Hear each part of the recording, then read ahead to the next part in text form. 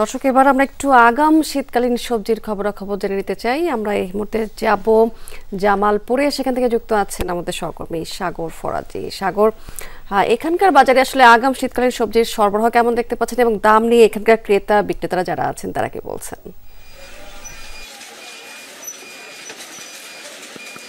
দেখুন স্মৃতি, আবহাওয়া কিন্তু হেমন্ত বইছে, অর্থাৎ কিছু কিছু শীত এখনো গ্রাম অঞ্চলে অনুভূত হচ্ছে।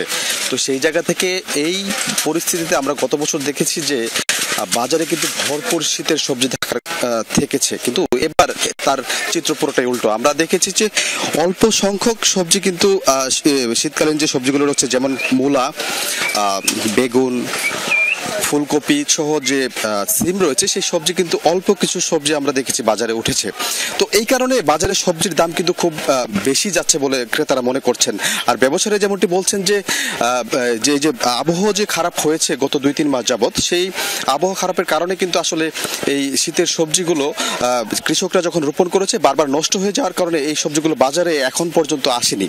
তো সেই কারণে কিন্তু এই সরবরাহ কম থাকায় এই সবজির দাম, শীতকালীন সবজির দাম বেড়েছে। আমি যদি একটু জানিয়ে রাখতে চাই যে আজকে বাজারে সিম যাচ্ছে 200 টাকা কেজি দরে, এবং কি কপি যাচ্ছে কিন্তু 150 টাকা কেজি দরে। এছাড়া যে বেগুন যাচ্ছে 80 টাকা, যে বেগুন এই সময় যাওয়ার কথা 40 টাকা কেজি দরে। তো এইভাবে কিন্তু সবজির দাম বাড়তি যাচ্ছে জামালপুরের যে বাজারগুলো রয়েছে সেগুলোতে। আর এছাড়া একটি বিষয় বলে রাখি যে এই আগামী যে মাস রয়েছে, অর্থাৎ সামনের মাসে, সেই মাসে কিন্তু শীতকালীন সবজি কিন্তু সরবরাহ বাড়তে পারে বলে মনে করছেন এখানকার যারা বাজারে সংশ্লিষ্ট রয়েছেন তারা।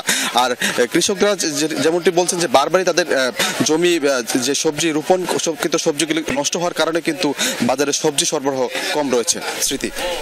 সাগর, অনেক ধন্যবাদ আপনাকে।